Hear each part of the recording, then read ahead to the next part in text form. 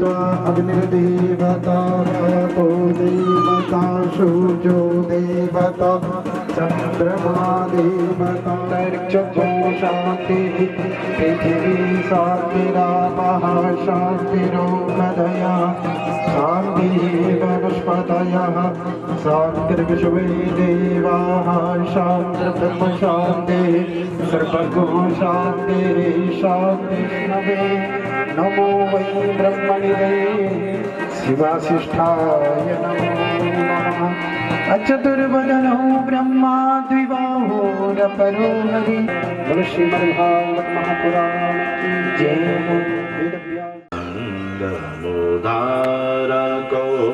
कौस्तुभधरं पीताम्बरं सुन्दरं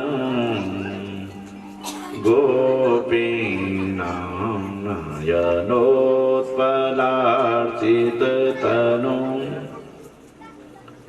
गोपसंहावृतं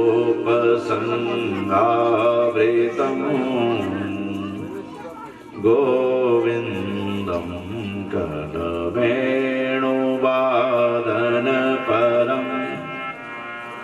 दिव्याङ्गभूषं भजे। बोलो बाल कृष्ण लाल की, वृंदावन बिहारी लाल की।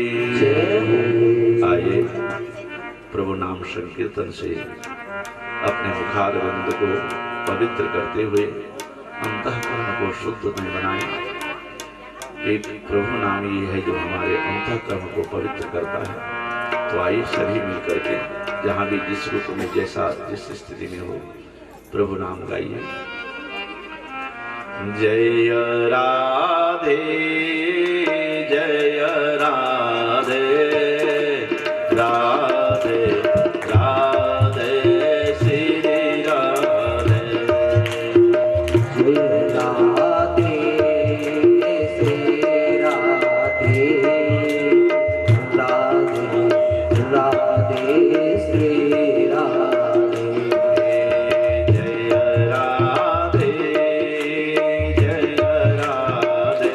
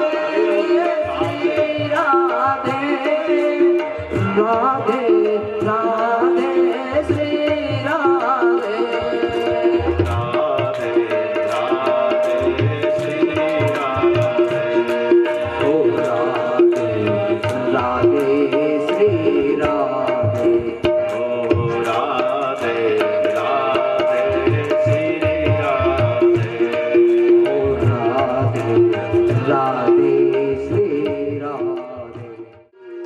बोलो वृंदावन बिहारी लाल की जय। कृष्ण बलदेव की जय। नागराज भगवान की जय। इष्ट देवता की जय। कुल देवता की जय। ग्राम देवता की जय। स्थान देवता की जय हो। जय जय श्री राधे, जय जय श्री राधे, जय जय श्री राधे। परम मंगलमय परात्पर अखिलेश्वर ब्रह्मांड नायक श्री बाल कृष्ण लाल की दिव्य वांग्मय मूर्ति श्रीमद् भागवत महापुराण कथा प्रेमियों, आज इस सत्र का चतुर्दिवस की कथा में हम प्रवेश करने जा रहे हैं।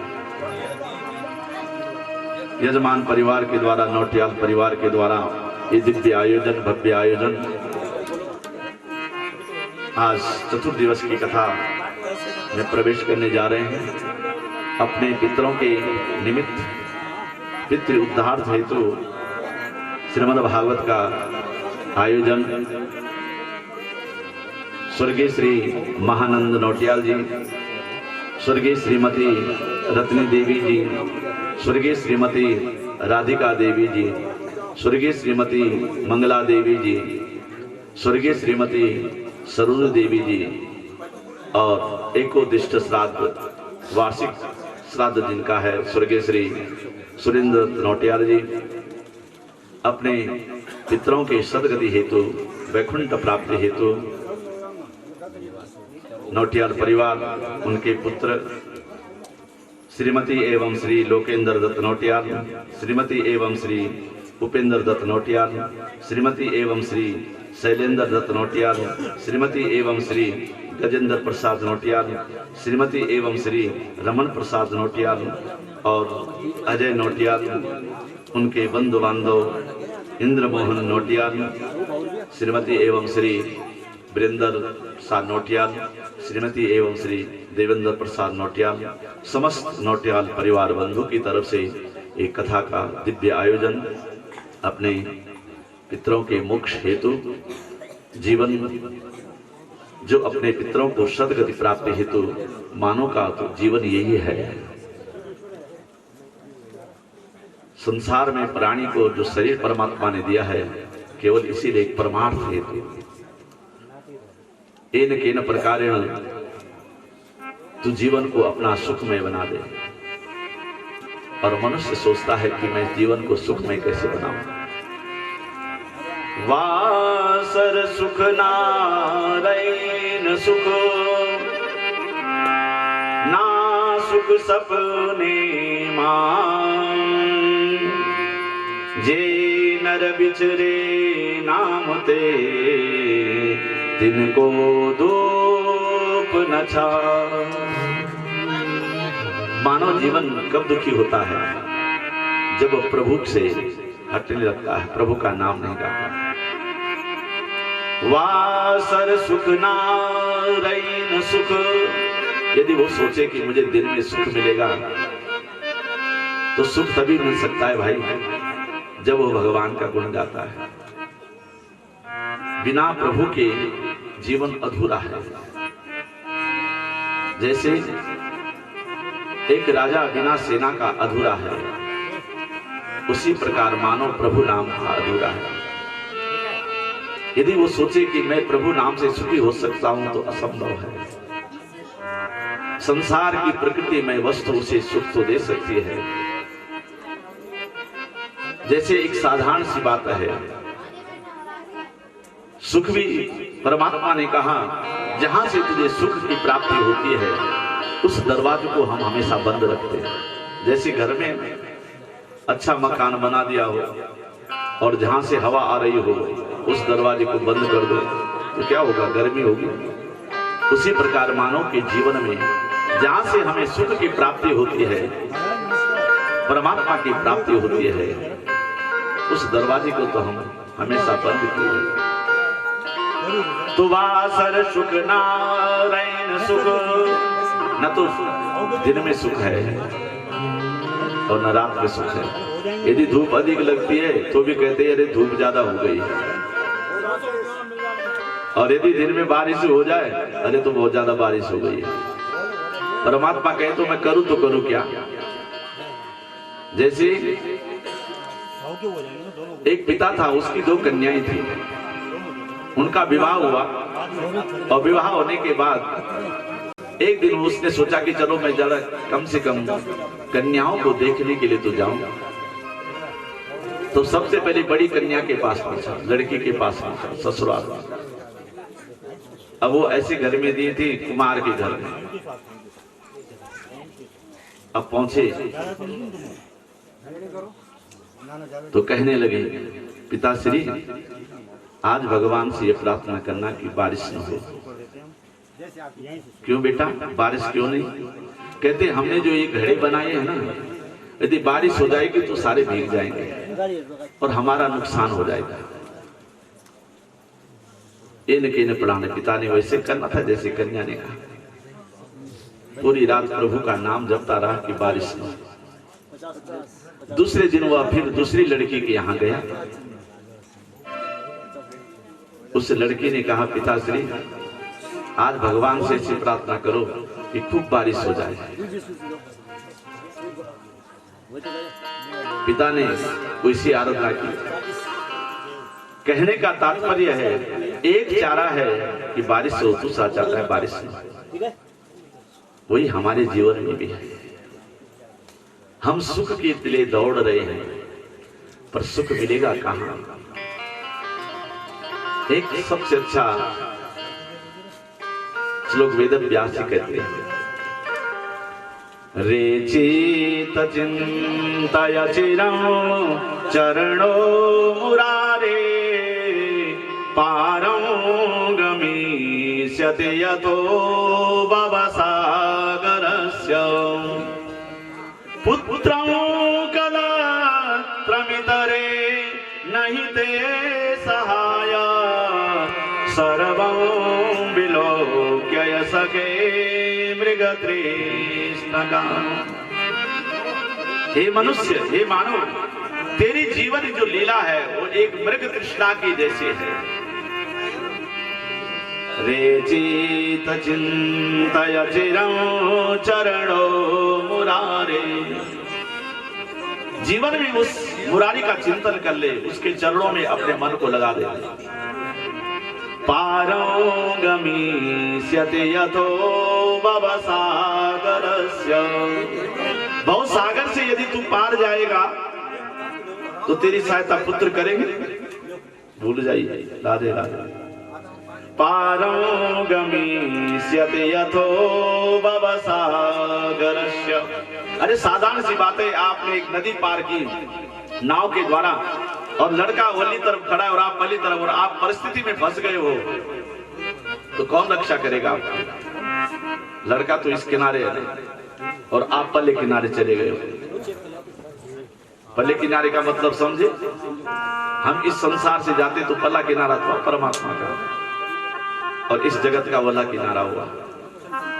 पारं गमिष्यति यतो भवसागरस्य।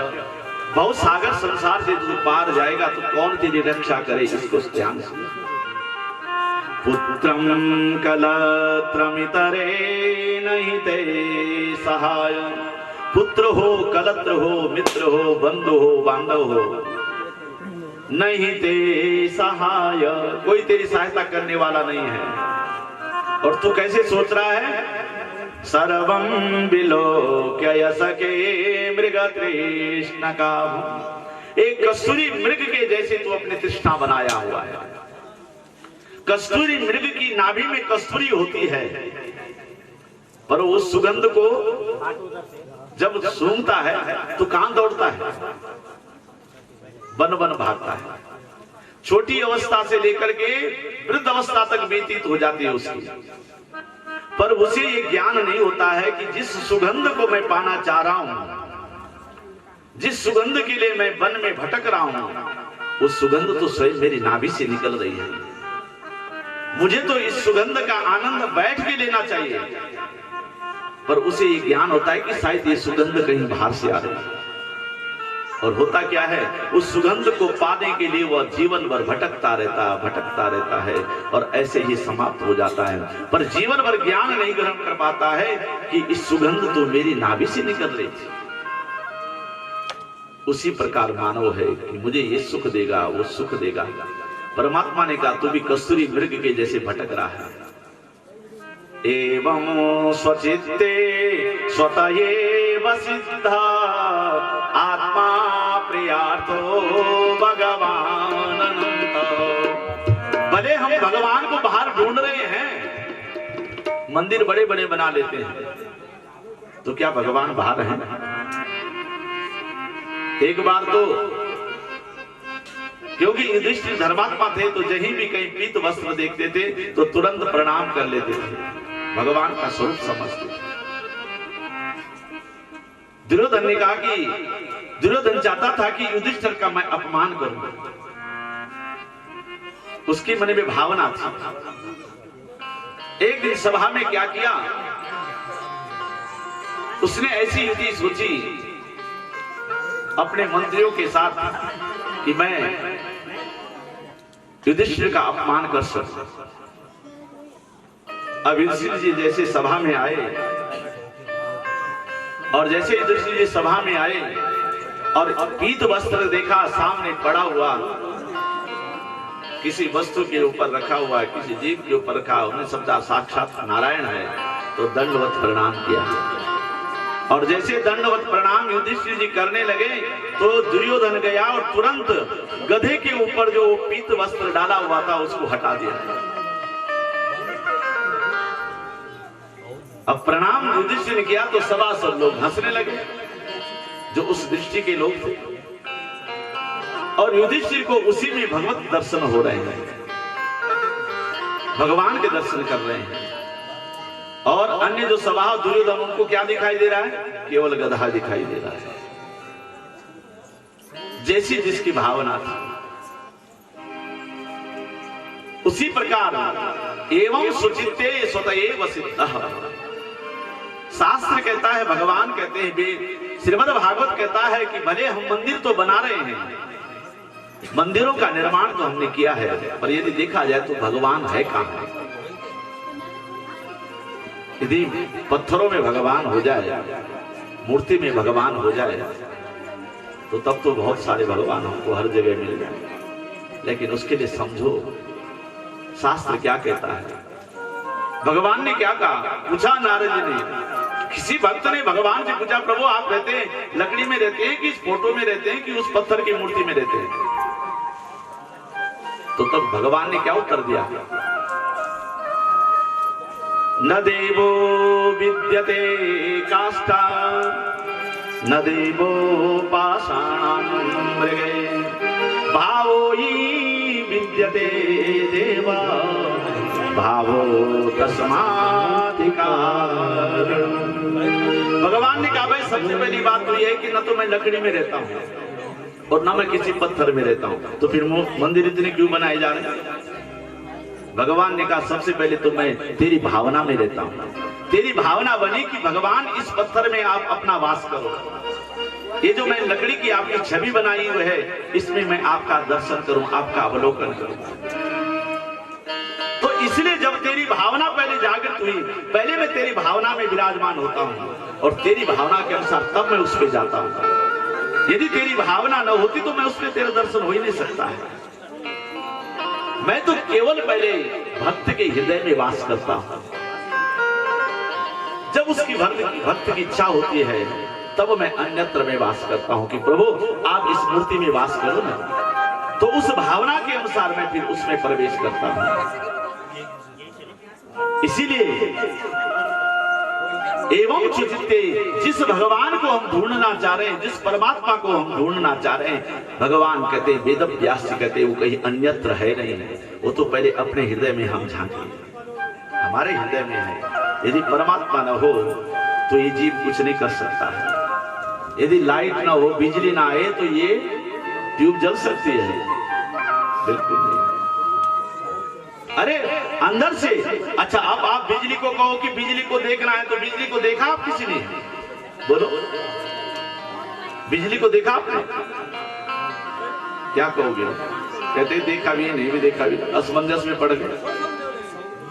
बिजली को तब देख पाओगे जब उसका संबंध स्थूल के साथ होगा। यदि माना बात इस ट्यूब लाइट को मैं हटा दूं और पीछे से तार आई है तो क्या वह तार जलेगी, प्रकाशित होगी? नहीं होगी। वो किसके द्वारा होगी? जब उसके साथ स्थूल का संबंध होगा। जब तक स्थूल का संबंध न हो तब तक वो प्रकाशित नहीं हो सकती है।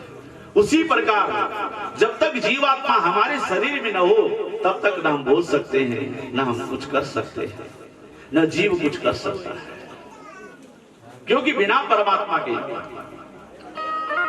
तो उसी प्रकार एवं सुचिंते स्वतएव सिद्धः, भगवान स्वयं हमारे अंतःकरण में है।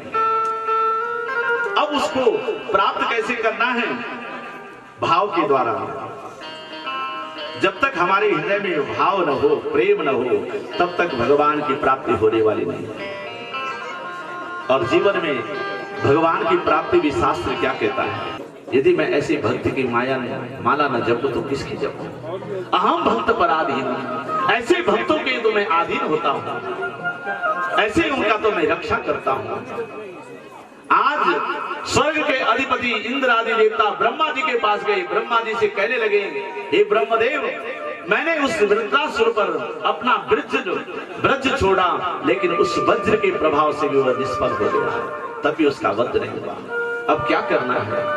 इंद्र ने, ब्रह्मा जी ने कहा, हे इंद्र, ऐसा करो, तुम अभी जाकर के मृत्यु लोक जाओ, इस मृत्यु लोक भूमि में, और वहां एक ऋषि है, उनका नाम है दधीचि ऋषि, और दधीचि ऋषि के पास जाओ और दधीचि ऋषि जी की हड्डी मांगो। क्या मांगो? हमसे तो कोई धन मांगता है तो हम धन के लिए भी मना कर देते हैं, और एक ऋषि के पास आज देवता कहां से आ रहे हैं? सुर नर मुनि सब की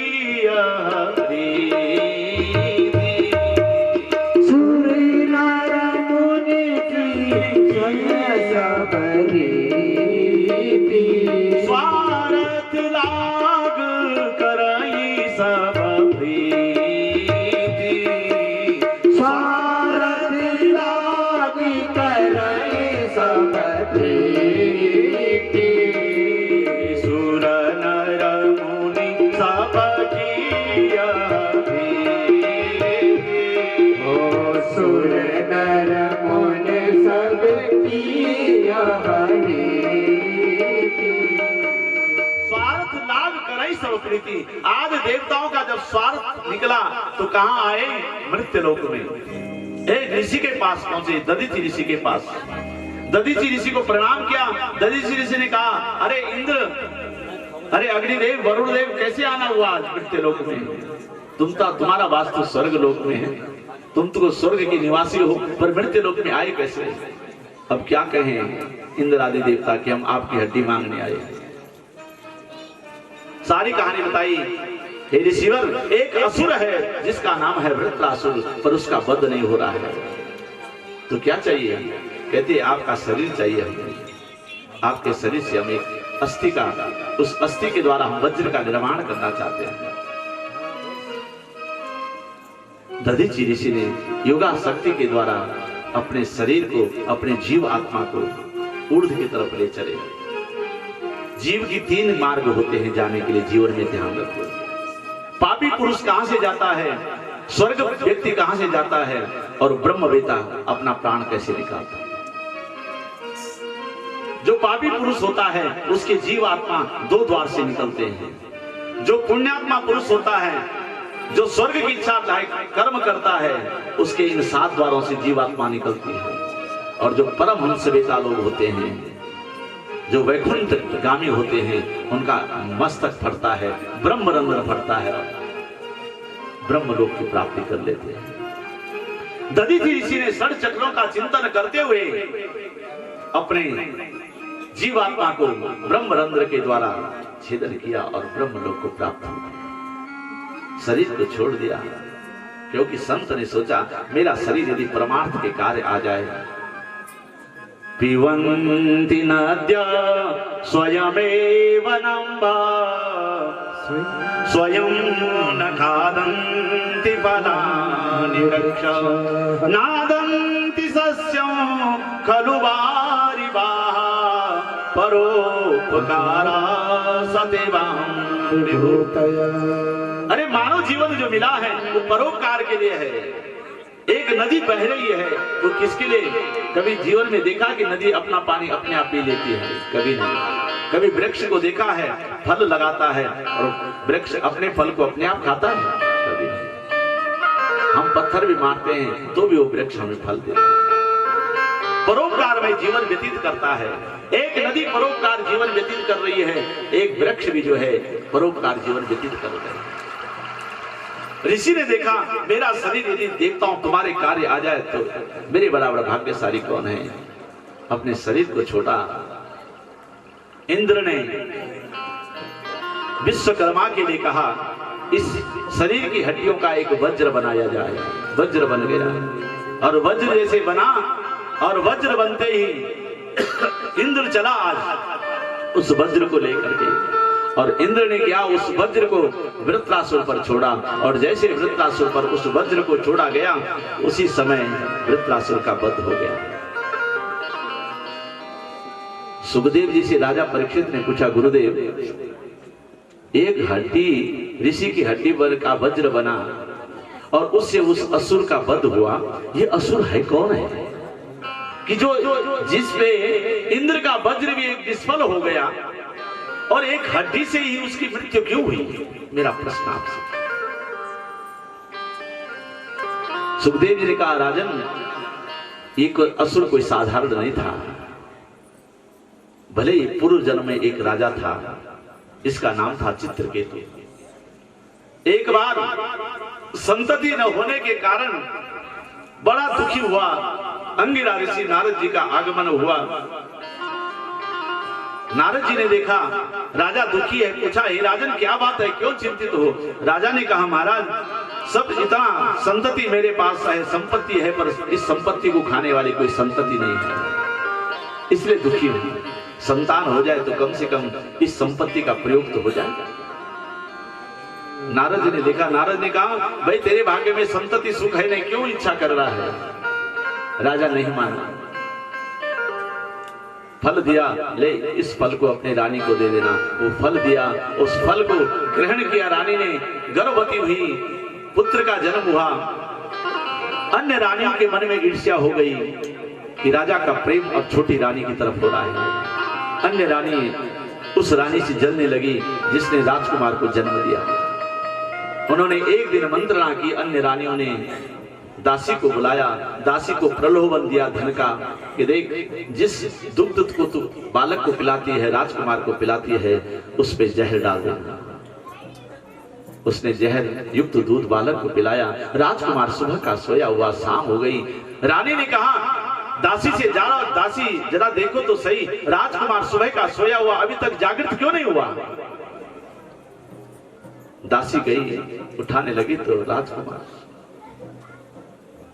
रोती चिल्लाती हुई रानी के पास पहुंची। रानी आई, तस्या तदा कर्ण्यवृषं वृषातुरा कन्या कराभ्यामुरवोच्चकैरपि। अब तो रानी रोने लगी, विलाप करने लगी। जिस राज्य में प्रसन्नता का वातावरण था आज वहां शोकाप्त वातावरण हो गया। राजा आया, राजा ने देखा सब रानियां विलाप कर रही हैं। राजा पहुंचा, राजा ने कहा क्या बात है चित्रकेतु ने, क्या हुआ? देखा तो राजकुमार पड़ा हुआ है। रानियां विलाप कर रही है।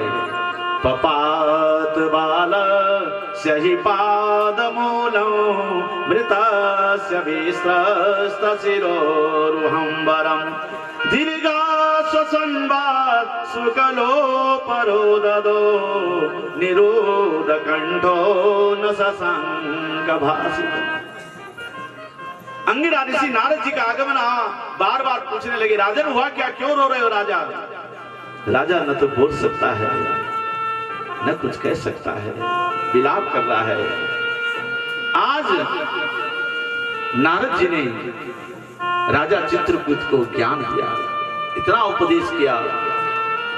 उपदेश ग्रहण करते ही राजा ने परम भक्ति भगवान की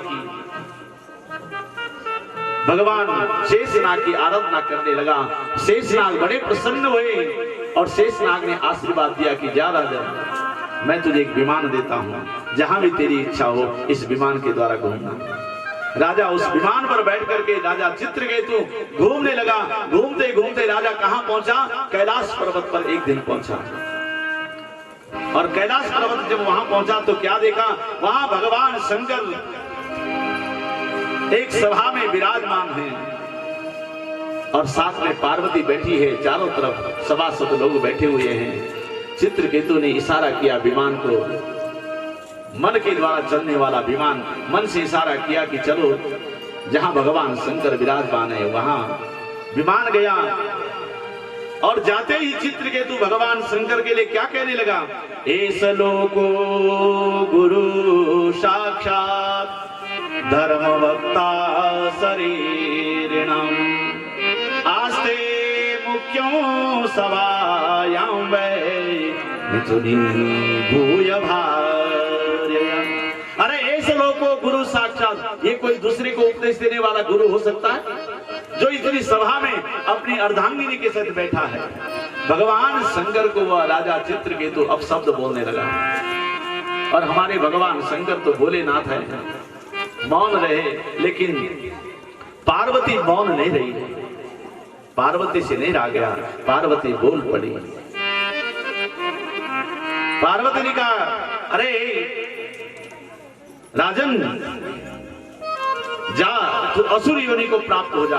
अथ पापी यसी योनि मासुरी या दुर्मते। जा, मैं तुझे श्राप देती हूं, तूने भगवान शंकर का इस सभा में अपमान किया है, तू असुर योनि को चले जा। अब राजा चित्रकेतु को सारा ज्ञान हो चुका था, इतनी भगवान की भक्ति कर चुका था। और जब भक्ति कर चुका था तो प्रतिक्रियाणामि ते शापम बोलने लगा, हे मां आप श्राप देने वाली कौन है? ये तो मेरे भाग्य में लिखा होगा। उसी समय वह राजा जो है उस असुर योनि में गिरने लगा। वही चित्रकेतु नाम का राजा जो है वृत्रासुर हुआ। पर गुरुदेव ये तो बताओ कि वज्र से ही एक ऋषि की हड्डी के द्वारा जो वज्र बना उसी के द्वारा उसकी मृत्यु क्यों हुई? कहते राजन, उसने पूर्व जन्म में जो है जब जिस समय चित्रकेतु था उस समय भगवान की भक्ति इतनी की थी, इतना पुण्य बढ़ा दिया था कि उसकी मृत्यु को भी मानने के लिए जो है इंद्र का वज्र भी निष्फल होने लगा। उसके लिए तो केवल ऐसे ही ऋषि की अस्थि के द्वारा वज्र होना चाहिए जिसने बड़ी तपस्या, बड़ा भगवत नाम लिया हो। मन की है आंख खुली, जय जय गोविंद हरि। ओहो मन की है आंख खुली, जय जय गोपाल हरि। जय गोपाल हरि।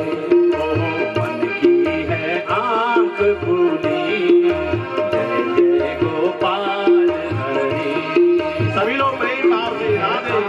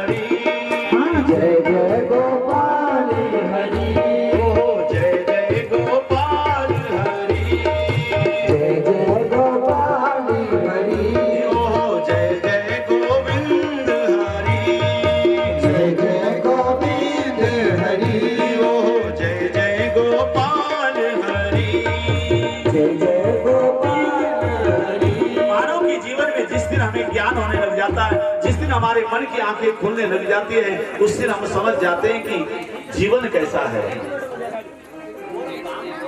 और जीवन में क्या कहते रहते हैं, मैं ही सब कुछ हूं, मैं की लीला माया सारी, मैं की लीला माया सारी, मैं की लीला माया सारी, मैं की लीला माया सारी, मैं की लीला माया सारी, मैं की लीला माया सारी।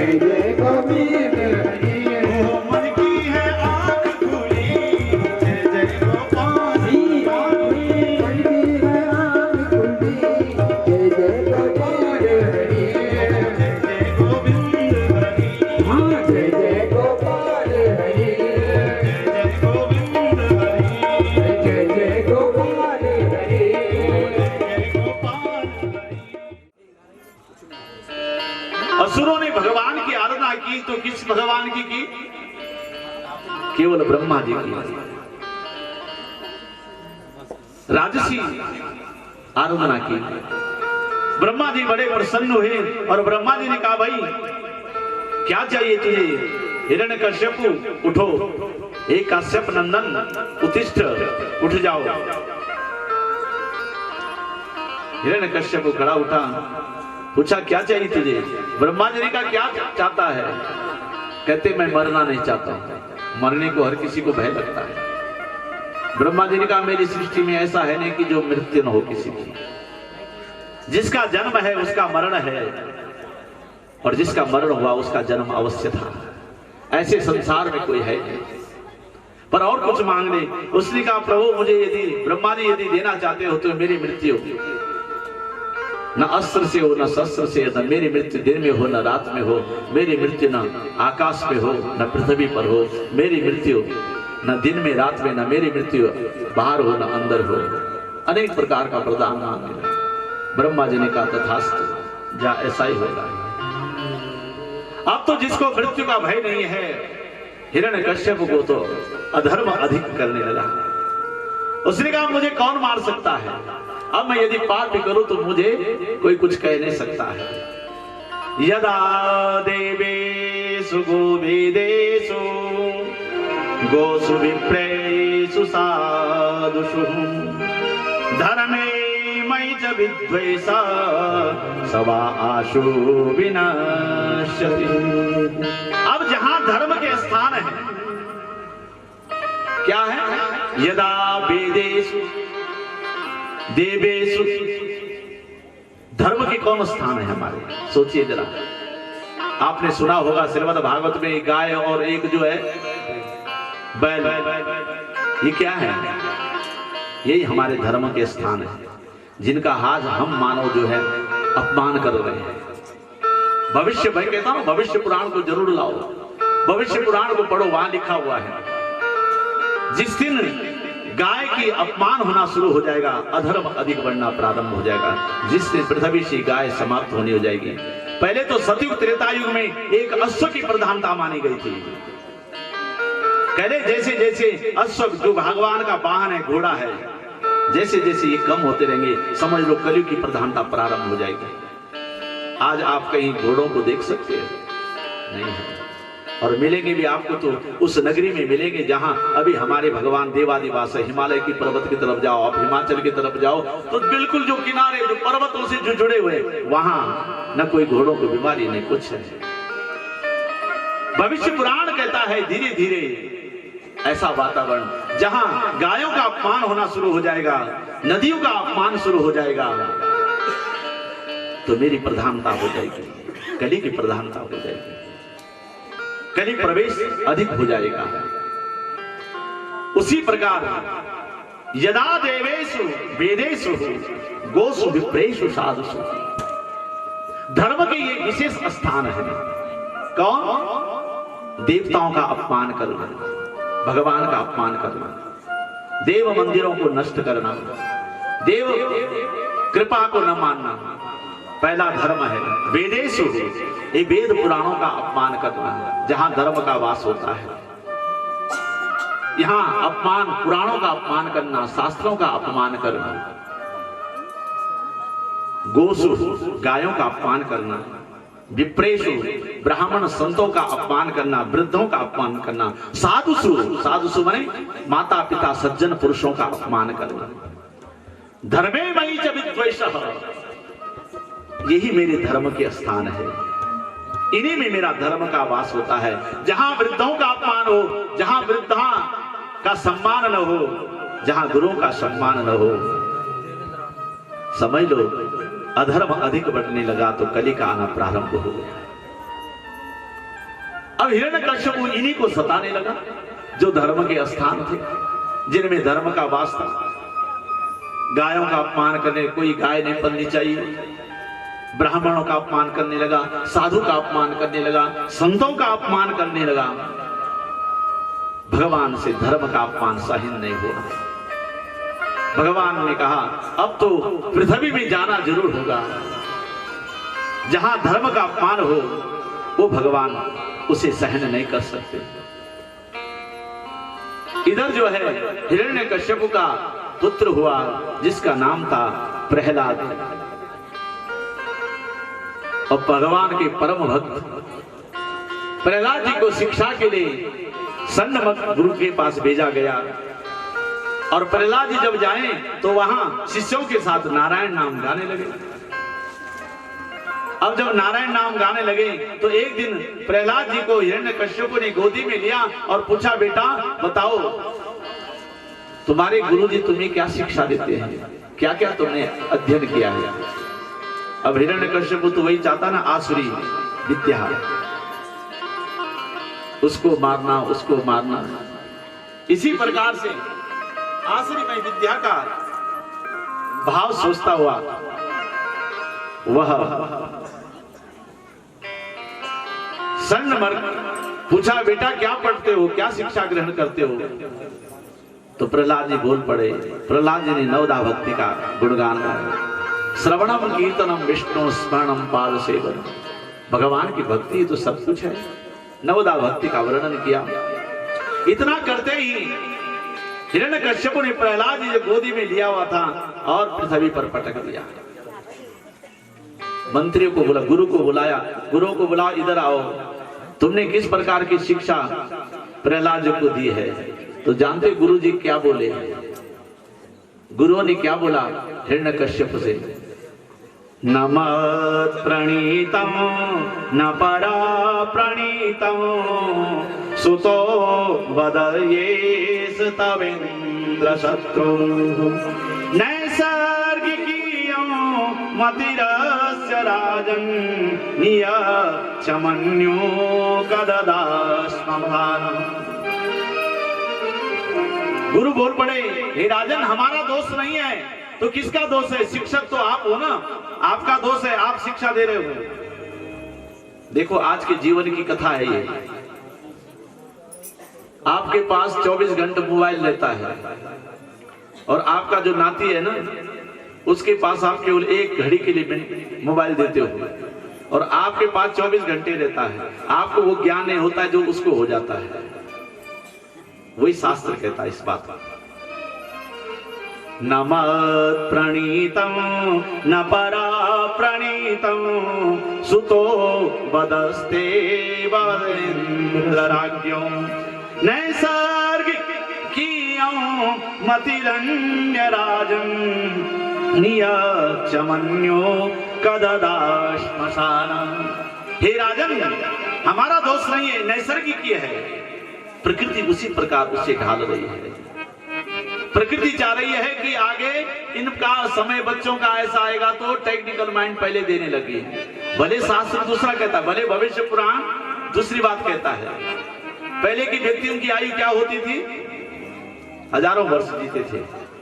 और कली में आयु को क्यों बताया कम? ऊर्ध्वमूल अधः शाखा, ये चलेगा, ये नहीं चलेगा। बच्चे इसको अधिक प्रयोग करेंगे और जब अधिक प्रयोग होगा तब क्या होगा? आयु कम होगी। पहले व्यक्ति इसको कम चलाते थे और इसको अधिक चलाते थे। शरीर का अधिक प्रयोग करते थे तो अधिक आयु वाले होते थे। और कली में प्राणी क्या है? शरीर को कम चलाएगा और इसको अधिक चलाएगा। भविष्य पुराण कहता है इससे मनुष्य की आयु कम होगी। गुरु कहने लगे, हम नहीं सिखा रहे हैं प्रहलाद को नारायण नाम, मदत प्रणीतम, इसके पूर्व जन्म की कृत कर्म के द्वारा इसे स्वयं ज्ञान है। नैसर्गिक बुद्धि है इसकी। पूर्व जन्म कृत कर्म के द्वारा जो पुण्य कर्म इसके किए हैं उसी के द्वारा यह प्रभु नाम को गा रहा है। हिरण्यकश्यप को और प्रोत्साहन है। हिरण्यकश्यप ने तो इतना तक कि मंत्रियों को बुलाया और मंत्रियों को आदेश किया। नरसिंह पुराण को पढ़ो ना तो बड़ा वर्णन आता है वहां, बहुत अच्छा। एक प्रहलाद का चरित्र, एक नरसिंह भगवान का पूरा पुराण बन गया। भागवत में तो केवल सक्षम दिया है, सूक्ष्मता से दिया है प्रहलाद चरित्र को। नरसिंह पुराण में क्या कहा गया है? हिरण्यकश्यप ने किसकी व्यवस्था की है प्रहलाद जी को मारने के लिए? दंता गजाना कुलिसाग्र निष्ठुरा शीर्णो यदेते न बलम ममेतन् महाविपत्ता पविनाशनोऽयं जनार्दनानो स्मरणानुभाव। आज हिरण्यकश्यप ने अपने पूरी जीवन की शक्ति लगा दी प्रहलाद जी को मारने के लिए, अपने पुत्र का वध करने के लिए। दंता गजाना कुलिसाग्र, बड़े बड़े हाथियों को बुलाया गया, उनको मदिरा का पान करा दिया गया और हाथियों के बीच में प्रहलाद जी को छोड़ दिया गया। हाथी भी मदिरा पान करते हुए प्रहलाद जी की तरफ दृष्टि दे और जैसे प्रहलाद की तरफ दृष्टि डाले तुरंत साइड से निकल जाए। हिरण्यकश्यप ने फिर अपनी सेना को बुलाया, कहो जाओ इस बालक को पहाड़ों से फेंको। पहाड़ों से भी प्रहलाद जी को फेंका गया। नारायण वहां भी रक्षा करने लगे। बाण प्रहार नववंति यदवदा राजन्नाम संहने युतानम देवोपघाता नववंति यदवदा धर्मापना शांति परायणाय। प्रहलाद के चरित्र से हम मानव को क्या ज्ञान होता है उसको ग्रहण कीजिए। आज स्वयं जिसका पिता रक्षा करने वाला हो पुत्र की, आज उसी का पिता अपने पुत्र का वध करने की सोच रहा हो तो दूसरा क्या नहीं सोचा उसके बारे में। पर कौन रक्षा करा? आज एक पिता ही अपने पुत्र का शत्रु बना हुआ है। तो थोड़ा जरा ब्रह्मवैवर्त पुराण क्या कहता है, जरा वहां जाइए। वहां ब्रह्मवैवर्त पुराण कहता है, बने रणे शत्रुजलाग्नि मध्ये महार्णवे पर्वत मस्तके। कहते जीवन में यदि अपना भी शत्रु हो जाए और शत्रु बन जाए तो तुम्हारी कौन वहां रक्षा करेगा? जिस पर तुम्हें विश्वास था कि ये मेरी रक्षा करेगा और वही तुम्हारा शत्रु हो गया। प्रहलाद जी के जैसे जिस पिता ने अपनी रक्षा करनी थी, पुत्र की रक्षा करनी थी, आज उसका पिता ही सोच रहा है कि मैं अपने पुत्र का वध किस प्रकार से करूं। बहुत प्रयत्न किया। हिरण्यकश्यप ने, नरसिंह पुराण में इतना वर्णन है, हिरण्यकश्यप ने न जाने कितनी उपाय किए प्रहलाद जी को मारने के लिए। बने रणे शत्रुजलाग्नि मध्ये महार्णवे पर्वत मस्तके। ब्रह्मवैवर्त पुराण कहता है, वन में हो, रण में हो, शत्रु में हो, जल में हो, किसी जगह भी तुम्हारी रक्षा कौन करता है? हमारी रक्षा कौन करता है?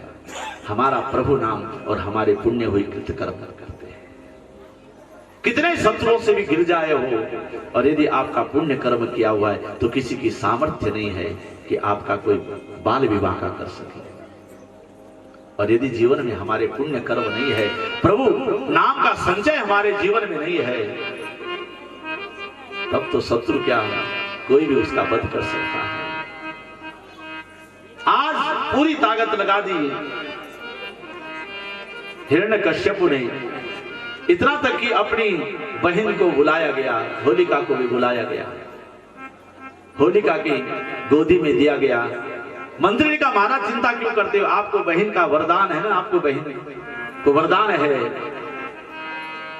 वो किसी को गोदी में लेगी तो अग्नि उसके शरीर को नहीं जला सकती है, लेकिन उसकी गोदी में जो बैठेगा वो भस्म हो सकता है। होलिका को बुलाया गया, व्यवस्था की गई, प्रहलाद जी को होलिका की गोदी में दिया गया। प्रहलाद जी वहां बैठ गए और प्रहलाद जी ने केवल एक ही नाम स्मरण किया, नारायण नाम। हे नारायण, अब तू ही तो मेरा है। जिसका पिता शत्रु बना हो, मैं किस पर अपना आधार छोड़ूं? आप ही मेरे केवल एक रक्षक हैं। नारायण नाम जपने लगा। इधर होलिका अग्नि प्रज्वलित की गई, सब लोग घर जाने, प्रातः काल आएंगे, प्रातः काल सब लोग आए तो देखा वहां तो होलिका का नहीं नाम ही नहीं है, और पुष्प सैया में भगवान का नाम ले रहे हैं प्रहलाद जी। फिर भी हिरण्यकश्यप को संतुष्टि नहीं हुई। फिर भी हिरण्यकश्यप बार बार सोचने लगा कि किस प्रकार से मैं इस अपने शत्रु का वध करूं। केवल एक गोविंद नाम, एक नारायण नाम लेने से आज प्रहलाद जी की बार बार रक्षा हो रही है। सुवाग्रहा भूत पिशाच युक्ता ब्रह्मादयो देवगण प्रसन्नम् लक्ष्मी स्थिराते सति मंदिरे च गोविंद भक्ति बहतां नराणाम्। गोविंद की भक्ति, भगवान कृष्ण की भक्ति। अरे यदि हमारे ग्रह हमारे प्रतिकूल भी चल रहे हो ना, तो भी हमारे अनुकूल हो जाते हैं। एक नारायण की भक्ति ऐसी है, हमारा कोई शत्रु भी हो तो भी हमारी प्रति कभी खराब नहीं सोच सकता है। भले हिरण्यकश्यप मारने की सोच रहा है, पर आज प्रहलाद की रक्षा के लिए नारायण स्वयं खड़े हैं, बड़ी क्रोधता भाव से। अच्छा, तेरी रक्षा करने वाला तेरा नारायण है। झपटा तुरंत प्रहलाद पर हिरण्यकश्यप ऐसे झपट पड़ा जैसे एक गाय पर जो एक बाघ झपट पड़ता है मारने के लिए, और बालों के सहित खींचता हुआ आज प्रहलाद जी को हिरण्यकश्यप को कहां लेकर आया, जहां उसका राज सिंहासन, जहां उसकी सभा है। बता तेरा नारायण कहां है? आज मैं देखना चाहता हूं कि तेरा नारायण तेरी रक्षा करने वाला है, बता तो सही कहां तेरा नारायण है। प्रहलाद जी बोल पड़े, हे पिताश्री, हरि व्यापक सर्वत्र समाना, हरि व्यापक सर्वत्र समाना, हरि व्यापक सर्वत्र समाना, हरि व्यापक सर्वत्र समाना। प्रेम ते प्रकट होई मैं जाना, प्रेम ते प्रकट होई मैं जाना। हे पिताश्री, मेरे नारायण कहां नहीं है? ऐसी कोई जगह नहीं है जहां मेरे परमात्मा नहीं है। हरि व्यापक सर्वत्र समान। अच्छा, तेरा हरि हर जगह है, तेरा नारायण हर जगह, तो क्या इस सभा में भी है जिस सभा का निर्माण मैंने स्वयं किया है, यहां भी तेरा नारायण है? प्रहलाद जी ने कहा, मेरा नारायण जब मैंने कह दिया हर जगह है, आपकी सभा हो वो तो कण कण में उसका वास है, हर जगह परमात्मा है। अब तो हिरण्यकश्यप ने एक स्तंभ पर को दिखाया, देख यह स्तंभ है, इसमें तेरा नारायण है? कहते हैं हाँ। पर हे पिताश्री, मेरे नारायण के लिए जानते हो क्या चाहिए? ऐसे नहीं मिलता मेरा नारायण, मेरे परमात्मा को प्राप्त करने के लिए कुछ चाहिए। क्या चाहिए? देश काल निस, देश काल दिस दीदी हो माही, देश काल दिस दीदी हो माही, कहो सो कहाँ जहाँ प्रभु नाही, कहो सो कहाँ जहाँ प्रभु नाही। ऐसी कोई जगह है नहीं पिताश्री जहां मेरा नारायण नहीं, जहां मेरा प्रभु नहीं हो। पर मेरे प्रभु के लिए प्रेम चाहिए, बिना प्रेम का प्रकट होता नहीं है। उसके लिए क्या चाहिए? हृदय में प्रेम चाहिए, और प्रेम है तो नारायण मिलता है, और प्रेम नहीं है तो कुछ मिलने वाला नहीं है, केवल परिश्रम शेष रह जाता है। अच्छा, अब जैसे ही गदा ली और गदा का प्रहार किया उस स्तंभ पर, और स्तंभ पर जैसे गदा का प्रहार किया हिरण्यकश्यप ने, स्तंभ को फाड़ते ही भगवान नरसिंह प्रकट। बोल नरसिंह भगवान की जय हो। भगवान नरसिंह प्रकट हुए, और जैसे भगवान नरसिंह प्रकट हुए, भगवान नरसिंह ने हिरण्यकश्यप को पकड़ा, और पकड़ते हुए हिरण्यकश्यप को ले गए कहां? दरवाजे पर। देख, तुझने कहा था कि मेरी मृत्यु अंदर हो न बाहर हो, तो देख दरवाजे पर हो, न अंदर है न बाहर है। तूने वरदान मांगा था, मेरी मृत्यु न अस्त्र से हो न शस्त्र से, तो डाकू न अस्त्र है न शस्त्र। तूने कहा था मेरी मृत्यु दिन में हो न रात में हो, तो देख न संध्या समय न दिन है न रात है। तूने कहा था कि मेरी मृत्यु न पशु से न पक्षी से न मनुष्य हो, तो देख न पशु न पक्षी मनुष्य हो। भगवान ने इसके शरीर को विदीर्ण किया, देवता पुष्प वृष्टि करने लगे। आज देवताओं ने कभी ऐसा रूप देखा नहीं, नरसिंह भगवान का रूप देखते ही सब देवता आए, पर किसी की सामर्थ्य नहीं हुई कि आगे जाए तो जाए, कैसे जाए, प्रणाम करने की किसी की हिम्मत हुई नहीं। ऐसा रूप तो कभी देखा नहीं। अब भगवान शंकर ने ब्रह्मा जी से कहा, जाओ तुम जाओ, तुमने लाया था, वरदान न देते ऐसे। भगवान शंकर ने कहा तुम्हारे कारण आए ना, तुम ऐसे वरदान न देते, इसको वरदान देने वाले बने हो, जाओ तुम जाकर स्तुति करो। ब्रह्मा जी ने कहा मैं जाने वाला नहीं हूं। सबसे बड़ी स्तुति श्रीमद् भागवत में मानी गई है नरसिंह भगवान की। इंद्र आए, इंद्र से भी प्रसन्न नहीं, भगवान शंकर गए तो भी प्रसन्न नहीं हुए, और इंद्र ने बड़ी स्तुति की भगवान की।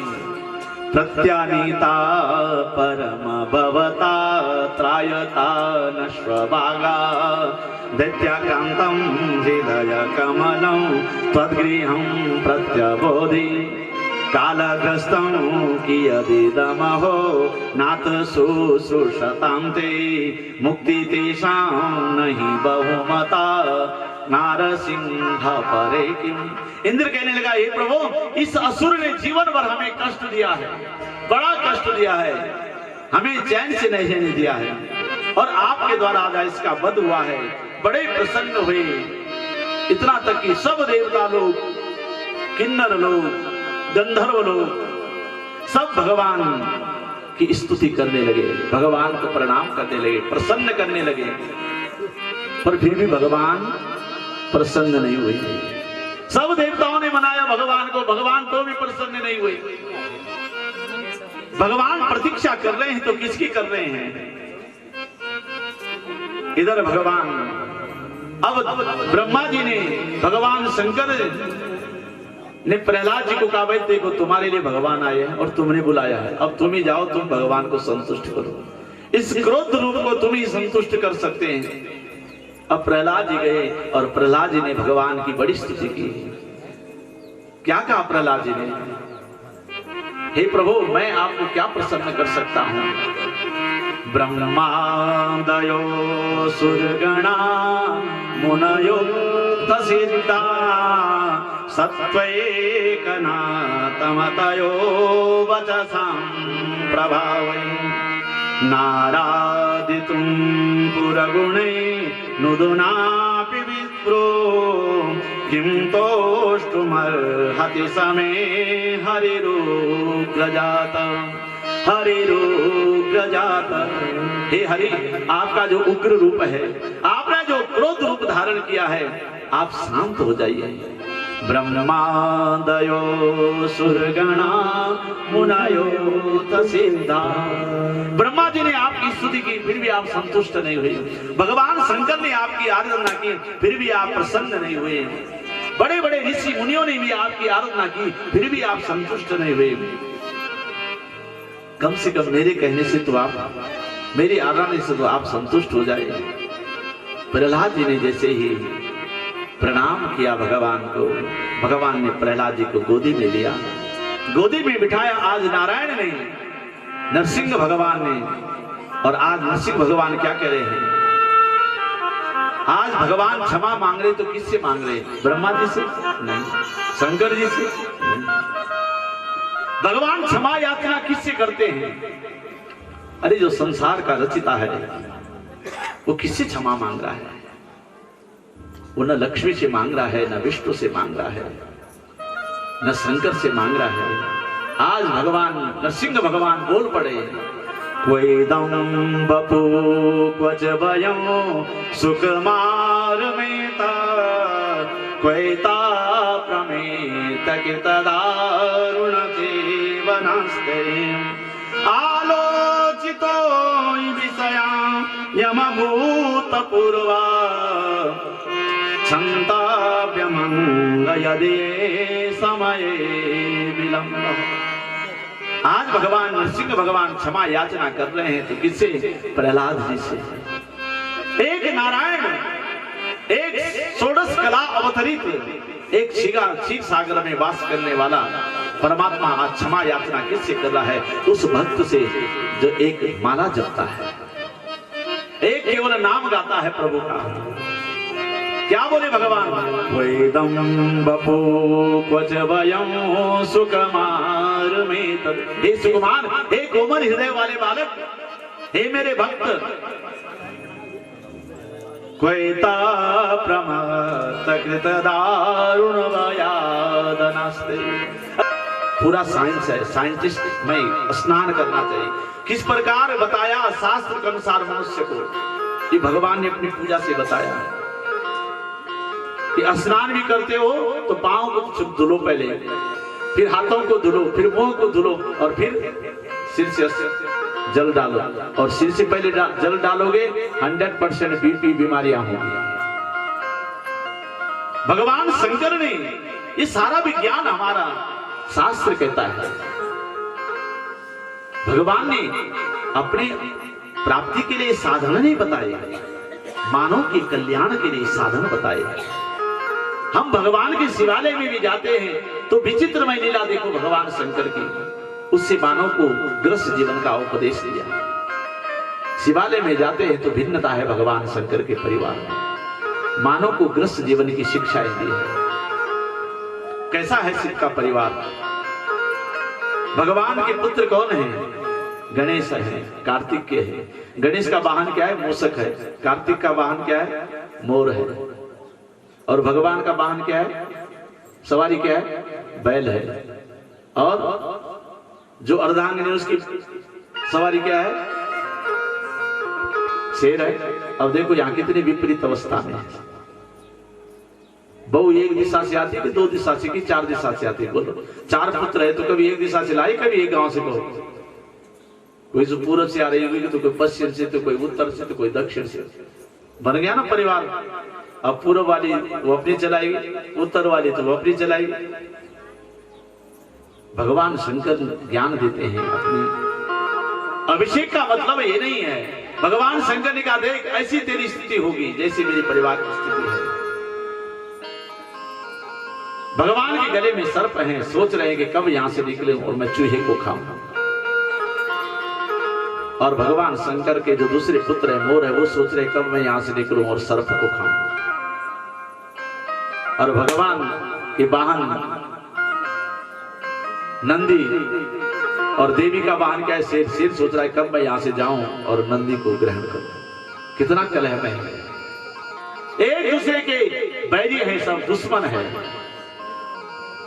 भगवान कहते जब तक तू अकेला था तेरी चलती थी, जब धर्मपत्नी आई तो आधा हो गई, और जब बेटे हो गए तब तो तीसरा हिस्से में आ गया। अब तो बेटों की भी सुननी पड़े। और जब बहू आ गई तो राधे राधे, तब तो, और जब नाती पोते होगी तब वो जय श्री कृष्ण। भगवान शंकर ने कहा कलह में परिवार, ऐसा ही तेरा परिवार बनेगा। कोई पूरब से आई, कोई पश्चिम से, कोई बेटा कहेगा, कोई बहू कहेगी, कोई पत्नी कहेगी, कोई नाती कहेगा, पोते कहेगी। किसकी सुनेगा?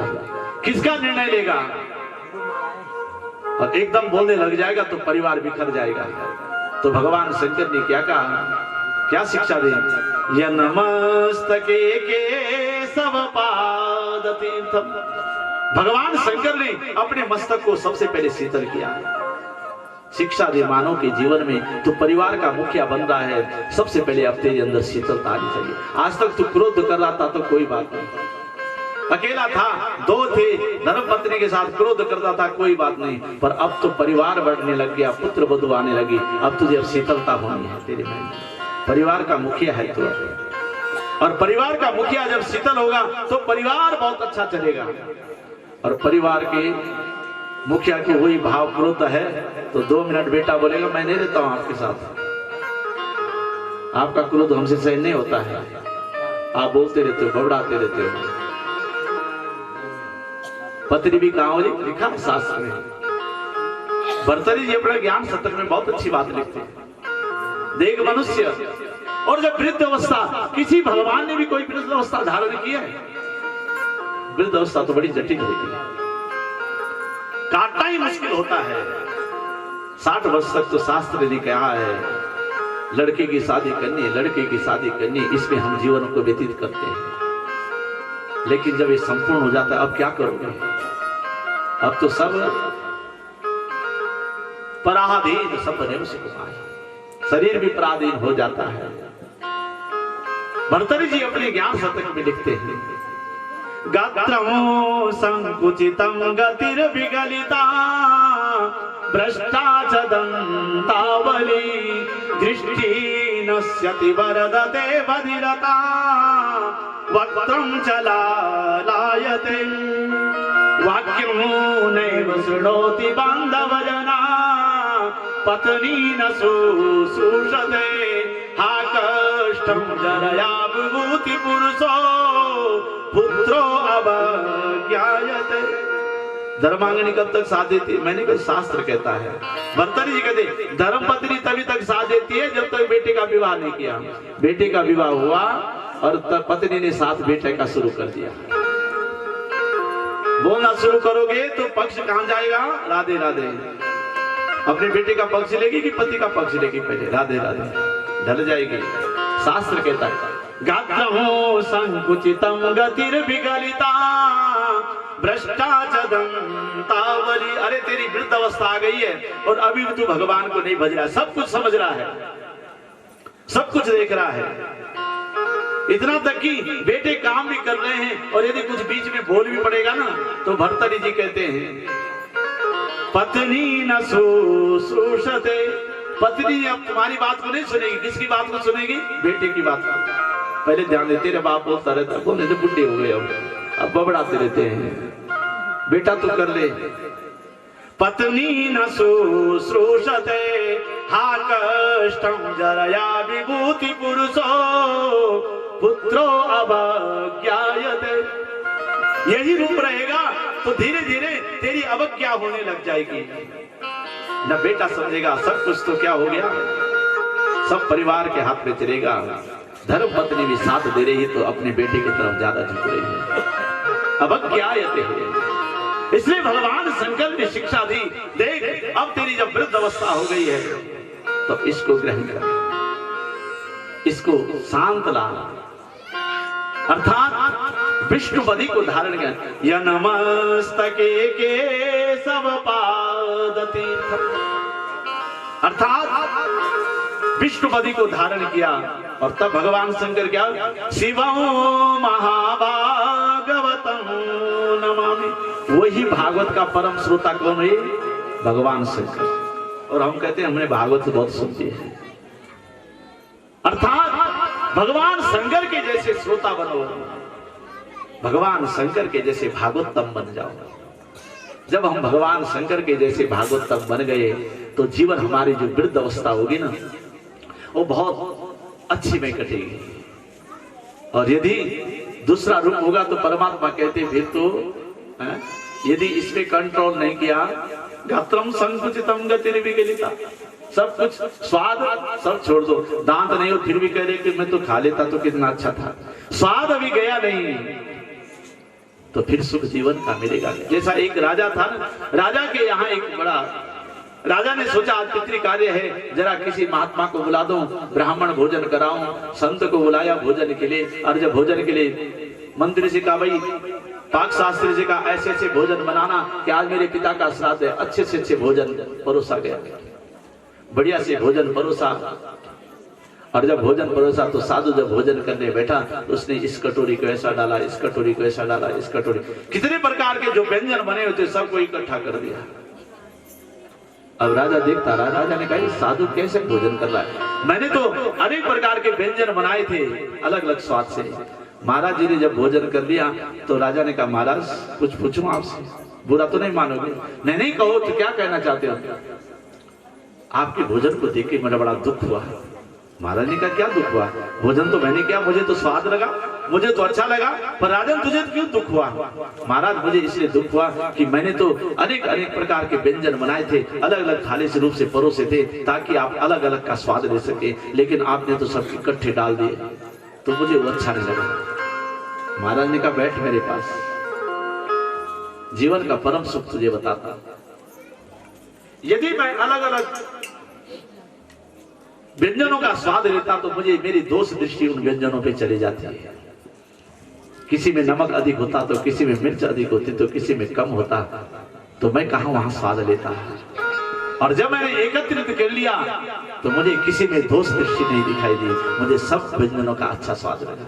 ऐसा ही वृद्ध अवस्था में जीवन होना चाहिए, जिससे सब अतिष्ठाओं के रहित होकर के अपने जीवन को व्यतीत करें। अभिमान का पान वही कर सकता है, भगवान विष वही पी सकता है जिसने मान अपमान को समान समझा हो जीवन में। वही तो जहर को पी सकता है। एक लोटा चढ़ा दो तो प्रसन्न हो जाते हैं, भगवान शंकर को क्षीर सागर जब मथा जाने लगा तो जहर निकला और जहर लेकर के भोले शंकर के पास पहुंचे देवता और दैत्य लोग। भगवान शंकर को वह जहर का पान कराया। भगवान शंकर ने जहर का पान किया, जहर जो पी लिया और पीते ही भगवान शंकर को ध्यान आ गया। हृदय कृष्ण तत्वम, मेरे हृदय में तो कृष्ण है, ठाकुर है, और यदि मैंने इस जहर को अंदर डाल दिया। देवकी की पुत्री हुई देवकी।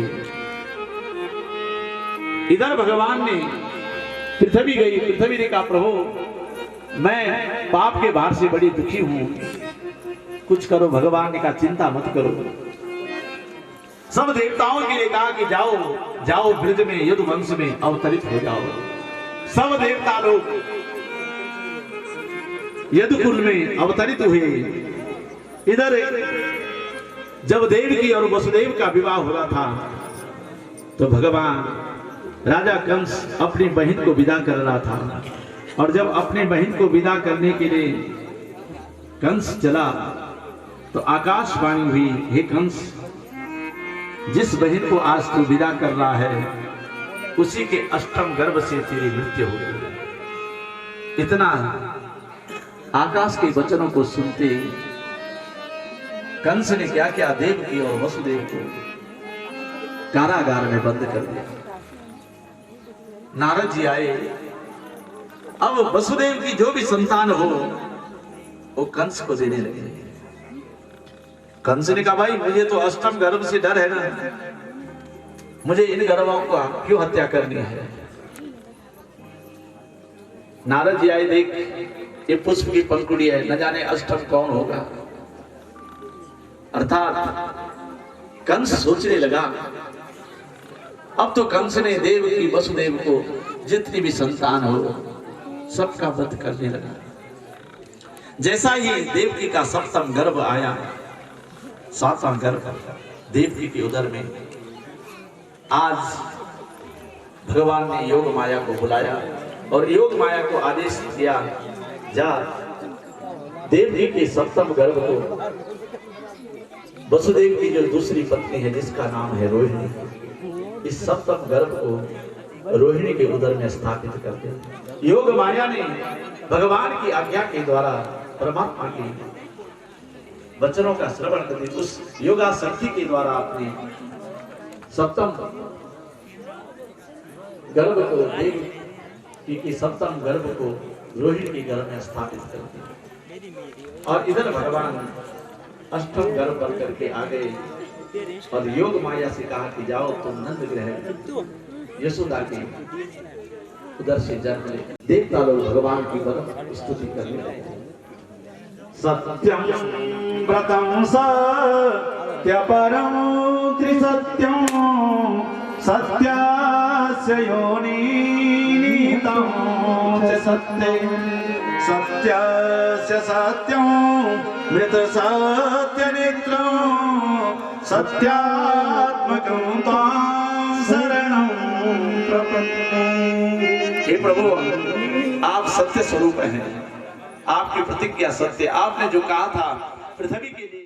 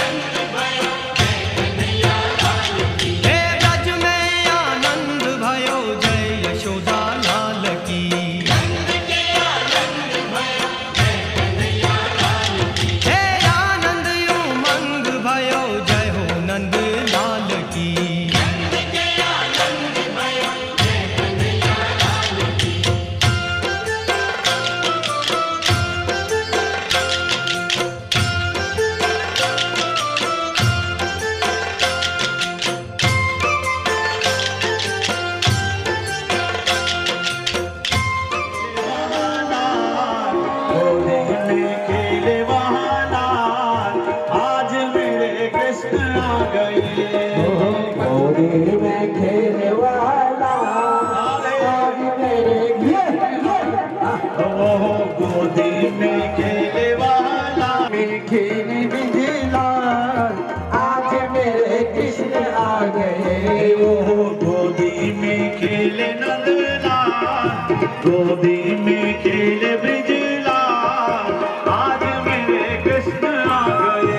सच्ची गोदी में खेले बिजला आज नंदलाल आज मेरे कृष्ण आ गए।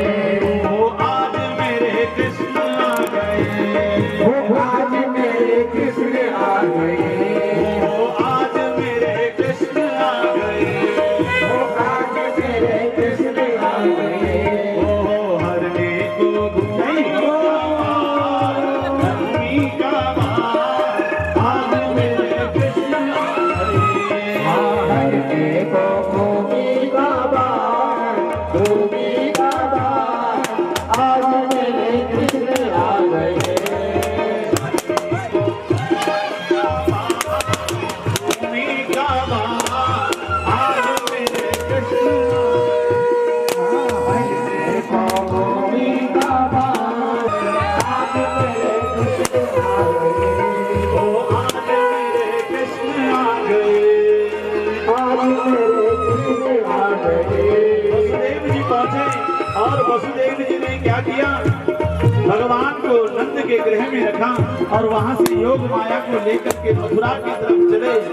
और नंद की बहन सुनंदा भागती हुई, अरे लाला भयो है लाला, इतना सुनते ही जैसे ही नंद बाबा ने सुना कि मेरे घर में लाला भयो है, लाला भयो है, नंद बाबा ने ब्राह्मणों को बुलाया और अनेक प्रकार के ब्राह्मण आए, दूर दूर से ब्राह्मण लोग आए और सब ब्राह्मण जो है स्वस्ति वाचन करने लगे।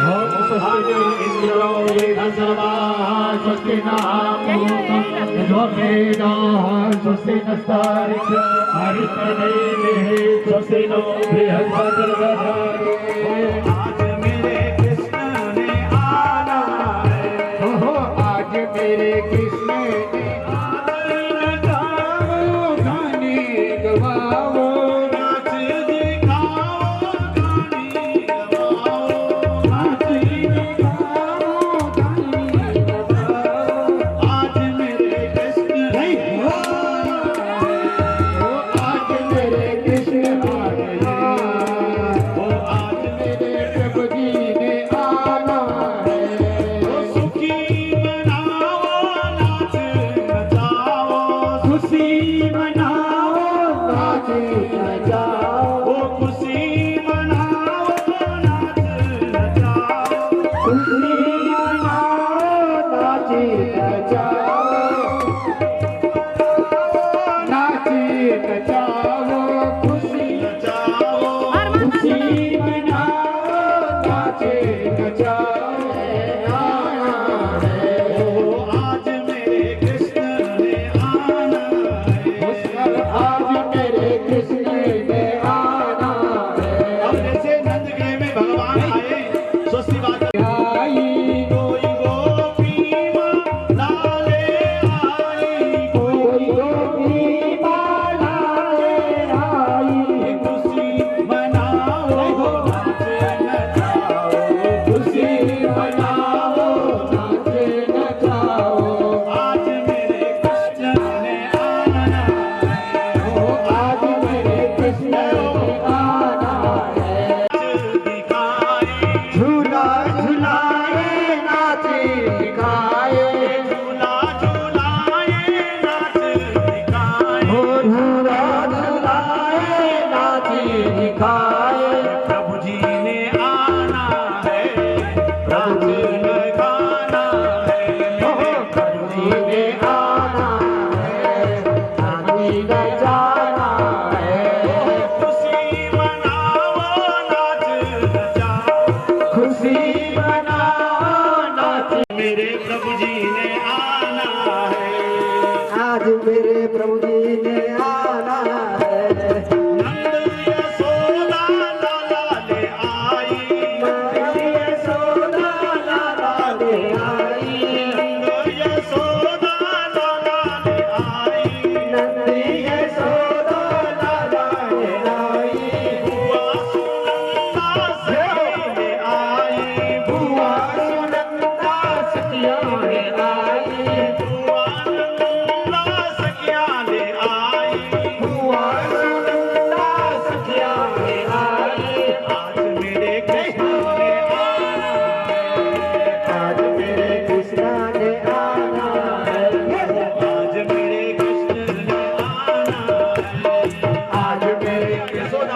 प्रसन्न हुई और नंद बाबा बड़ी बधाई। नंद के आनंद भयो जय कन्हैया लाल की। नंद के आनंद भयो जय कन्हैया लाल की। नंद के आनंद भयो जय कन्हैया लाल की। जय कन्हैया लाल की, जय कन्हैया लाल की। नंद के आनंद भयो जय कन्हैया लाल की। जय कन्हैया लाल की, जय यशोदा कन्हैया लाल की। यशोदा को लाल भयो। जय कन्हैया लाल की। नंद के आनंद भयो। जय कन्हैया लाल की। जय कन्हैया लाल की, जय आनंद भयो। जय कन्हैया लाल की। जय प्रभुया लाल की। जय कन्हैया लाल की, जय यशोदा लाल की। जय कन्हैया लाल की। जय यशोदा लाल की। जय कन्हैया लाल की। जय हो नंद लाल, जय यशोदा लाल की। जय हो नंद लाल, जय यशोदा लाल की। ब्रज में आनंद भयो। जय कन्हैया लाल की। जय कन्हैया लाल की। हाथी घोड़ा पाल की, जय कन्हैया लाल की। जय कन्हैया लाल की। यशोदा को लाल भयो। जय कन्हैया लाल की। नंद घेरा, नंद घेरा जय कन्हैया लाल की। भयो। जय कन्हैया लाल की। नंद घेरा, नंद घेरा हाथी घोड़ा लाल की। नंद के आनंद भयो। जय कन्हैया लाल की। यशोदा को लाल भयो। जय कन्हैया लाल की। ब्रज में आनंद भयो। जय कन्हैया लाल की। ब्रज में आनंद भयो। जय कन्हैया लाल की। जय कन्हैया लाल की। सुनंदा आई और सुनंदा ने कहा भैया बड़ी बधाई, बड़ी बधाई। और चलो भाई जी जियो श्याम लला, जियो आगे मत जाना, यहीं से चलो, यहीं से श्याम आगे नीचे आ रहे हो। तेरी पगड़ी रंग डाला। श्याम लला, जियो श्याम लाला। तेरी पगड़ी रंग लाला। तेरी पगड़ी रंग डाला। ओहो तेरी पगड़ी रंग लाला। जियो श्याम लाला। जियो श्याम लाला। ओ पीली तेरी पगड़ी रंग डाला। पीली पीली तेरी पगड़ी रंग काला। ओ मथुरा से आए जललाला। मथुरा से आए नंदलाला। ओ मथुरा से आए नंदलाला। मथुरा से आए नंदलाला। ओ गोकुल से बन गया अजवाला। पीली तेरी पगड़ी रंग काला। तेरी पगड़ी रंग काला।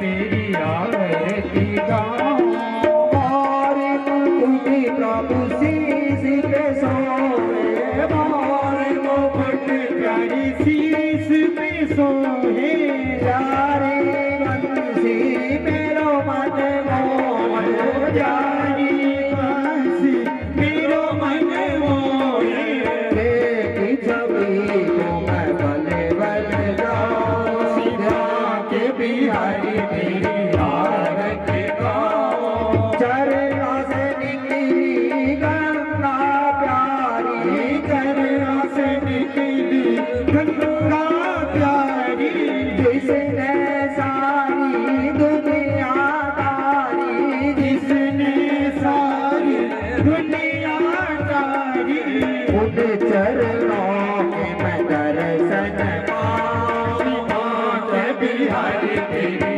आरती गाऊं दासी अनाथी के नाथी आपी हो दासी अनाथी के नाथी आपी हो सुख दुख जीवन प्यारे साथी आपी हो सुख दुख जीवन प्यारे साथी आपी हो हरि चरणों में शीश नवाऊं के बिहारी तेरी आरती गाऊं श्री हरिदास के प्यारे तुम हो श्री हरिदास के प्यारे तुम हो मेरे मोहन जीवन धन हो मेरे मोहन जीवन धन हो उगली छवि में बले बले गाऊं तेरी उगली छवि तेरी आरती गाऊं श्री माँ के बिहारी तेरी आरती गाऊं ओम बिहारी तेरी आरती गाऊं कर्पूर गौरम करुणावतारम संसारी सारम मुझे प्रिया सदा हृदयारविंदे भवं भवानी शरणं नमामि त्वमेव माता सदा त्वमेव वन्दो सदा त्वमेव विद्या प्रवणा त्वमेव सर्वं मम देव देवा देवी प्रपन्ना देवी प्रसीद माता जगतो गिराजा प्रसीद मेश्वर परिपालय त्वमेव ओम कात्यायनी च विद्महे कन्याकुमारी च धीमहि तन्नो देवी प्रचोदयात् ओम अंजनी सुताय विद्महे वायुपुत्राय धीमहि तन्नो हनुमत् प्रचोदयात् श्रीवन्दिका वकुलजां भगपाटलाजे पोन्ना गजाति करवेरनसाल पुष्प बिल्व प्रवाल तुलसी दल मंजरी पूजयामि जगदीश्वर मे प्रसीदा नाना सुगंधि पुष्पाणि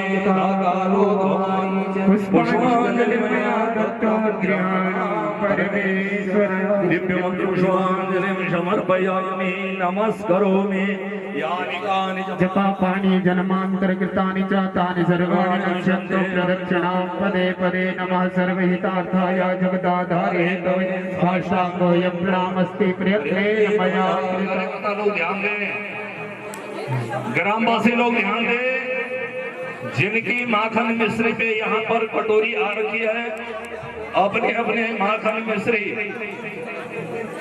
अपने अपने कटोरी ले जाएं।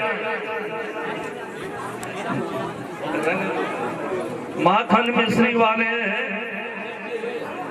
अपने बर्तन ले जाएं।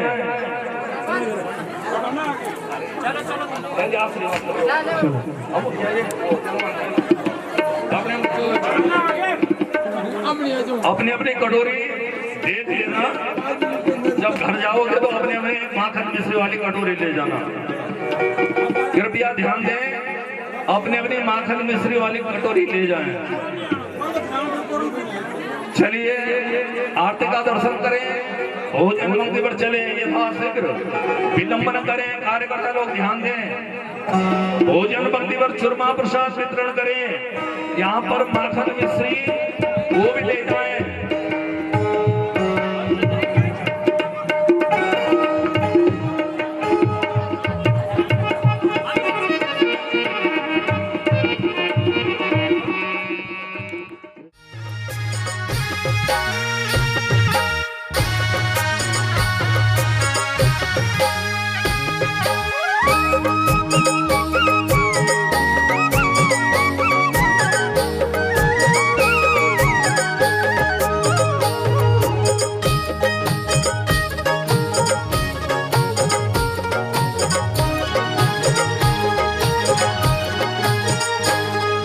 हिमवंत देश होला त्रिजुगी नारायण, जब तो महादेव ठुला त्रिजुगी नारायण। हिमवंत देश होला त्रिजुगी नारायण, जब तो महादेव ठुला त्रिजुगी नारायण। नारायण नारायण जय हो जय जो जस दे त्रिजुगी नारायण। हिमवंत देश होला त्रिजुगी नारायण, जब तो महादेव ठुला त्रिजुगी नारायण। हिमवंत देश होला त्रिजुगी नारायण, जब तो महादेव ठुला त्रिजुगी नारायण।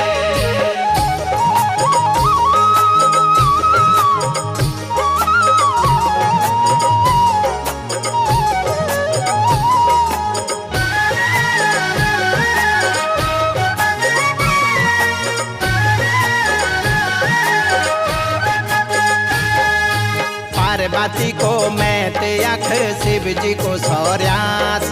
शिव जी को सौर्यास त्रिजुगी नारायण। तीन जुगु बटी धुनि जागी चा पूजा 12 मास। पूजा 12 मास त्रिजुगी नारायण।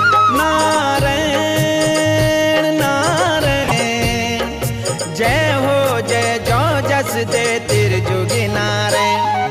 हिमवंत देश होला त्रिजुगी नारायण, जब तो महादेव ठुला त्रिजुगी नारायण। हिमवंत देश होला त्रिजुगी नारायण, जब तो महादेव ठुला त्रिजुगी नारायण।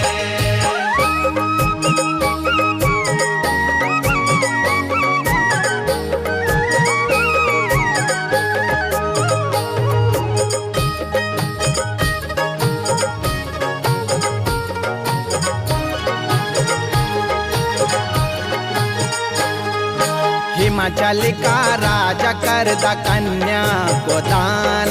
कन्या को दान त्रिजुगी नारायण। पार्वती संग फेरा फेरदा शंकर भगवान। शंकर भगवान त्रिजुगी नारायण। नारायण नारायण जय हो जय जो जस दे त्रिजुगी नारायण।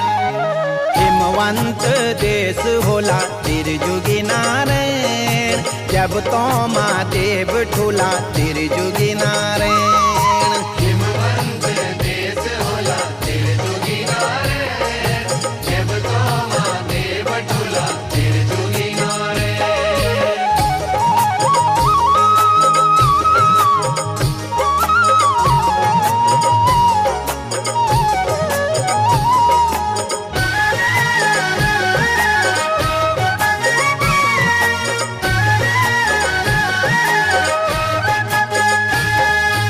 एकादशी को मेलो लगते भादों का मास। भादों का मास त्रिजुगी नारायण। दिन दुखियों को सारो छैतों की आस। औदों की आस त्रिजुगी नारायण। नारायण नारायण जय हो जय जो जस दे त्रिजुगी नारायण। हिमवंत देश होला त्रिजुगी नारायण, जब तो महादेव ठुला त्रिजुगी नारायण। हिमवंत देश होला त्रिजुगी नारायण, जब तो महादेव ठुला